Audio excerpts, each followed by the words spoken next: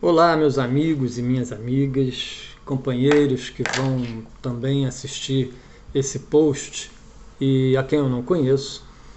Eu gostaria de fazer aqui algumas reflexões sobre as eleições desse ano e sobre alguns pontos que nós estamos vivenciando nessas eleições que tiveram início lá em 2018, na campanha de 2018, quando o ódio entrou na cena das eleições brasileiras.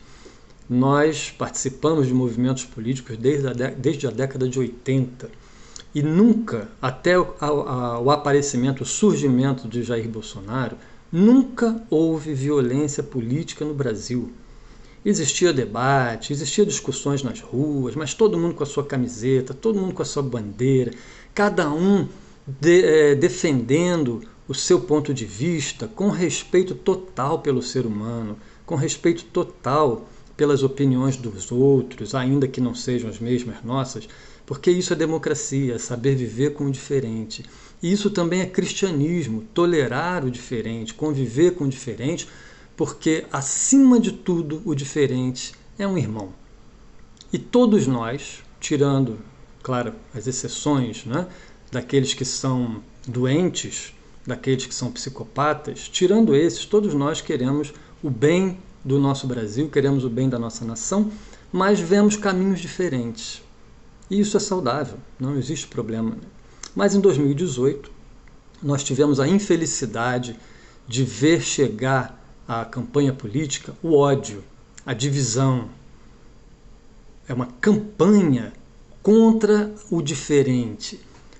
E aí, palavras que foram importantes nessa campanha para fazer com que as pessoas vissem os seus oponentes como o diabo, o terrível, o que quer acabar com tudo, o que quer destruir tudo, que são comunismo, aborto, drogas, que trouxeram essa pauta moral para o debate político, deixando de lado o próprio debate político, as questões essenciais para o país.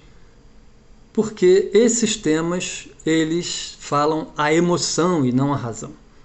E quando você age pela emoção, você perde o poder de raciocinar e você defende pontos de vista que nem são seus, que são dos outros, não é? Que são muito bem estudados. E aí nós criamos essa sociedade agora tão violenta, tão desrespeitosa. Bom, eu tenho feito posts fazendo a campanha para o Lula, que é um direito meu de cidadão, que participo desde os anos 80 de campanhas políticas, com muito respeito, mas defendendo as minhas ideias. E peço àqueles que vão assistir ou que vão ler o post, que respeite o post, que tenha a educação, que mantenha a educação que é necessária à convivência social, sem ataques pessoais, sem ataques violentos, sem nenhuma base, sem nenhum argumento. O argumento é sempre o mesmo. Mas e o PT? Mas e o Lula? E o ladrão? O maior ladrão do universo? E etc. Coisas assim que demonstram uma total incapacidade do debate político na grande maioria, e aqui, óbvio que não são todas as pessoas, mas na grande maioria daqueles que nós chamamos de bolsonaristas, que são totalmente incapazes de defender ideias, de debater ideias. Várias vezes eu tentei debater algumas ideias com algumas pessoas e simplesmente não é possível, porque a pessoa não tem nem noção daquilo que está defendendo. Muito bem. E aí nós temos que o Bolsonaro trouxe para a campanha e trouxe para o seu governo um lema: Deus, Pátria e Família. Essas três palavras, para nós religiosos, para nós espíritas em especial, porque eu como espírita eu quero também falar para os espíritas, essas três palavras são muito importantes para a sociedade e para nós individualmente. Deus é o Criador, a inteligência suprema, causa primária de todas as coisas, de acordo com a pergunta número 1 de O Livro dos Espíritos. Então Deus em nossas vidas é amor, Deus é a fé, Deus é que nos dá, a crença em Deus nos dá a calma, a paciência, a fortaleza para superar obstáculos que muitas vezes sem esse vínculo com Deus, muitas vezes seria impossível, e tantas vezes nós vemos irmãos nossos que chegam até ao suicídio por falta de força moral para superar as dificuldades. Então Deus, para nós, individualmente, é fundamental em nossas vidas. Mas eu não posso impor a ideia de Deus à sociedade. Por isso que a política, ela é laica, a sociedade é laica. Ela não tem religião. Porque no Brasil, além do cristianismo, nós temos o budismo, nós temos as religiões afro-brasileiras, nós temos o protestantismo, nós temos o Islã, os nossos irmãos muçulmanos, que também moram no Brasil, nós temos as religiões dos povos tradicionais, e nós não podemos impor o cristianismo a ninguém, não é mais da nossa época. O que nós temos como cristãos, como espíritas, já que o espírita, por raciocínio lógico, ele é cristão, a base do espiritismo é cristão. Então falar de espírita cristão é uma redundância. Se eu sou espírita, eu já sou cristão. Então, nós não podemos, nós não devemos fazer desse tema algo político, porque é de fora o íntimo. Agora, cada um de nós, espíritas, religiosos ou não religiosos, estamos aqui para trabalhar em prol do bem comum, sendo pessoas, cidadãos honestos, honrados, que lutam por um mundo melhor, cada um à sua maneira, e isso faz com que essa palavra, esse substantivo Deus, seja muito importante para a vida de quem é crente, de quem, por alguma razão, chegou a essa noção de que Deus é uma necessidade para a humanidade. Então nós começamos a nos relacionar com Deus na nossa vida íntima, que não importa para ninguém mais. Eu, à medida que me relaciono com Deus, me torno uma pessoa melhor, independente de partido, independente de nação. Bom, se uma pessoa defende Deus, ela está, digamos assim, no seu direito e, para nós religiosos, numa postura muito boa, excelente para a continuidade da vida. Família ou pátria, vamos botar pátria para seguir a ordem Deus, pátria, família. A pátria é a terra que nós nascemos, a terra que nos deu tudo e a qual nós devemos respeitar, honrar com a nossa vida cidadã, com o nosso trabalho em prol do progresso, da harmonia, da justiça social. Isso é amar a pátria. E família. A família, para nós, espíritas, e para os cristãos em geral, para os religiosos em geral, eu diria, para não falar só do cristianismo, a família é a célula máter da sociedade, de fundamental importância para que a gente possa vencer muitos problemas sociais no nosso planeta. Então, a família coesa, amorosa, educativa, ela é importantíssima. Mas qual é o problema então? Quando nós juntamos esses três substantivos para formar um lema, Deus, Pátria e Família, nós mudamos completamente o foco. O foco não é mais Deus como Criador, não é mais pátria como este pedaço de terra que nos viu nascer e que nos dá tudo o que precisamos, e nem a família é essa célula máter da sociedade. Porque Deus, Pátria e Família como lema é uma visão política. Ela é a tradução de um regime político fascista. É um lema usado pelos fascistas no mundo inteiro. E aqui no Brasil, já desde 1930, com o movimento integralista, que era um movimento fascista.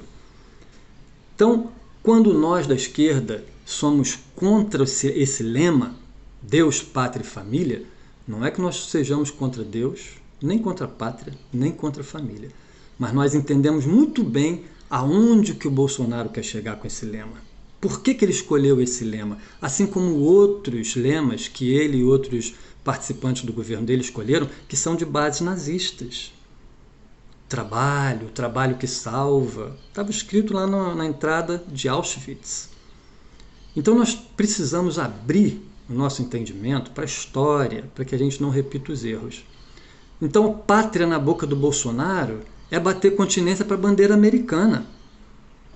É entregar a Amazônia para as mineradoras internacionais. É entregar o Brasil, a Petrobras, para os investidores internacionais que estão levando praticamente todo o dinheiro em dividendos, deixando a Petrobras cada vez menor e, por consequência, o Brasil com cada vez menos potencial energético, que vem do petróleo, e potencial econômico também. Então, a pátria, quando sai da boca do Bolsonaro, é isso. Continência para a bandeira americana. O Brasil não é acima de tudo. O Brasil é abaixo dos Estados Unidos. Isso ficou muito claro nas relações dele de sujeição ao Trump. Na questão da família, a família também, saindo da boca de Bolsonaro, é algo muito hipócrita também. Me desculpe a palavra, mas ele não é um exemplo de família. O filho dele mais novo, Renan Jair, só está vivo por causa da mãe, porque ele teria abortado. Isso é fato, é notícia, não é boato. Não é? A filha dele foi uma fraquejada, porque mulher não vale nada. Ele fraquejou. E aí, em vez de vir homem, que é o ser que vale na sociedade, veio uma mulher. Fraquejou. Essa é a família. Um homem que já está no 4º casamento, que a gente pode casar quantas vezes quiser, mas um homem no 4º casamento, com todos os filhos na política, envolvidos em problemas de rachadinha, é algo também a se perguntar. E, por último, Deus. Deus na boca de Bolsonaro também é algo muito difícil de ser sentido como algo real. É hipócrita também. Um homem que defende a ditadura militar e no seu voto contra o impeachment da Dilma homenageou o torturador Brilhante Ustra, o homem de bem, o cristão que levou 2 crianças, uma de 4 e uma de 5 anos, para testemunharem os pais sendo torturados. Esse é o homem de bem que Bolsonaro homenageia. O cristão Bolsonaro homenageia. O cristão Bolsonaro também homenageou muitos milicianos, mas dentre todos eles, ele e os filhos homenagearam Adriano da Nóbrega, o chefe do escritório do crime, matador de aluguel. Então é muito estranho que um cristão defenda um torturador sanguinário, defenda milicianos que são chefes do crime organizado, matadores de aluguel, e ainda se diga cristão, dizendo que a segurança pública é cada um com a sua arma. É voltar na Idade Média, vamos usar armaduras e arma. Qual é o problema das armas? É uma questão matemática. Quanto mais armas, mais tiros. Quanto mais tiros, mais mortes. Quanto mais mortes, mais famílias enlutadas. Quanto mais armas, mais violências. E no projeto das armas que ele desenvolveu no Brasil, quem são os grandes compradores? Os traficantes e os milicianos. Que é quem tem dinheiro para comprar arma de grosso calibre, fuzis e muita munição. O cidadão comum, nesses mais de 600 mil títulos novos para as armas, que sejam aí alguns milhares, alguns poucos milhares. Agora eu pergunto, por que Jesus repreendeu Pedro quando Pedro tirou a orelha do soldado que vinha prender Jesus, dizendo: embainha tua espada, Pedro, porque quem pela espada fere, pela espada será ferido. Infelizmente, nós vemos espíritas que deveriam ouvir mais Jesus nesse aspecto. Me desculpem se eu coloco o dedo na ferida. Jesus foi claro: embainha a tua espada. Aquele que pela espada fere, pela espada será ferido. Então, companheiros cristãos estão defendendo o porte de arma pelo cidadão comum, numa clara afronta à polícia, porque segurança é caso de polícia. Nós temos que ter uma melhor polícia, mais policiais, e não colocar arma na minha mão, que não tem interesse nenhum em matar ninguém. Não tenho interesse nenhum em cuidar da minha segurança. Eu quero que a polícia cuide da minha segurança. Segurança da minha cidade, dos meus filhos. Quantos acidentes com arma de fogo? Quantas crianças pegaram em armas e mataram ou se mataram? Num caso recente, um menino, se não me engano de 6 anos ou 7, pegou a arma do pai escondido e quando estava no carro, atirou. Não me lembro bem se foi no pai ou no tio. Matou. Seja o pai, seja o tio, seja quem for, ele matou uma pessoa. E eu pergunto também, no momento em que nós formos agredidos por alguém armado, nós vamos ter tempo de ir lá no armário, no cofre, pegar a arma. E se tivermos tempo, vamos ser mais habilidosos do que criminosos que vivem diariamente com as armas? E para nós espíritas, mais uma questão. Nada acontece, nem um fio de cabelo cai de nossas cabeças sem que Deus permita e saiba. Se por acaso a nossa vida está em risco, e se nós perecermos nesse risco, estava no nosso programa reencarnatório, talvez por uma expiação. Porque se não estiver, Deus, como está no Livro dos Espíritos, Deus pode colocar o homem na boca de um canhão e salvá-lo no último segundo. Então não faz nenhum sentido nós, cristãos, defendermos armas que colocarão a nossa vida em risco, aumentarão as chances de nós sermos vítimas.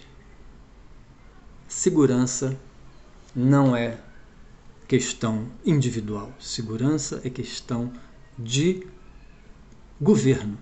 O governo tem que prover segurança para toda a sociedade.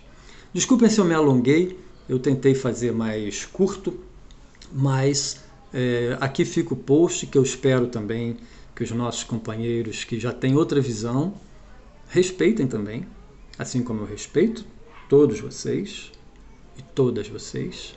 Esse vídeo é para estimular a reflexão, principalmente daqueles que ainda não se decidiram, trazendo as contradições do homem de bem, entre aspas, que está tão falado nos últimos tempos nesse governo violento. As contradições do homem de bem, que se diz cristão e que apoia tortura, violência, morte, armas, e apoia também trazer Deus de novo para a política, algo que nós tínhamos vencido no século XIX. Estão querendo voltar 200 anos atrás. Não podemos, nós precisamos avançar. Uma sociedade mais justa, mais fraterna, mais igualitária, menos violenta, onde Deus não seja uma palavra, onde pátria e família não seja um lema, mas que seja uma vivência íntima de todos nós.